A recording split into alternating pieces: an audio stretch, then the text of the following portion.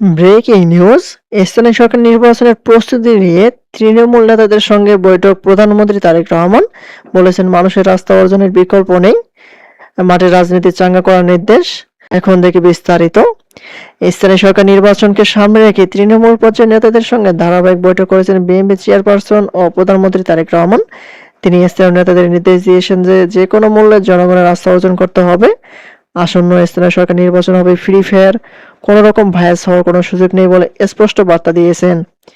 এছাড়া জাতীয় নির্বাচনে কোথায় কোথায় ভুল হয়েছে সেখান থেকে শিক্ষা নিয়ে আগামীর জন্য প্রস্তুতি নিতেও বলেছেন দলীয় প্রধান। সেই সঙ্গে স্থায়ীভাবে একবদ্ধভাবে বিএনপি নেতারা যাতে একক প্রার্থী বাছাই করে সেও নির্দেশনা দিয়েছেন তারেক রহমান। দলকে তৃণমূল পর্যায়ে আরো সুসংগঠিত ও শক্তিশালী করার লক্ষ্যে ধারাবাহিকভাবে সাংগঠনিক সভা বিএনপি ও চেয়ারপারসন প্রধানমন্ত্রী তারেক রহমান। প্রায় প্রতি সপ্তাহে ছুটির দিন গুলশানে রাজনৈতিক কার্যালয়ে সাংগঠনিক সভা করছেন তিনি।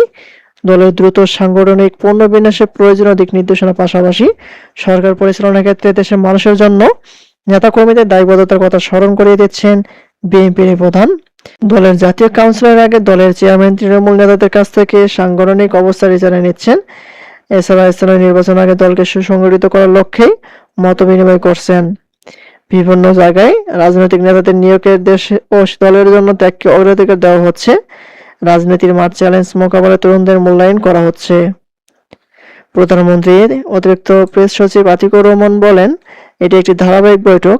তৃণমূল পর্যায়ে সংগঠনকে শক্তিশালী রাখতে এটা মতবিনিময় সভা করছেন দলের চেয়ারম্যান তারেক রহমান।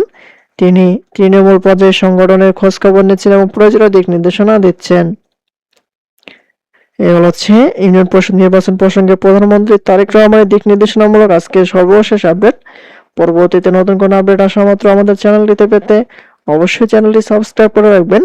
ধন্যবাদ সবাইকে। আসসালামু আলাইকুম।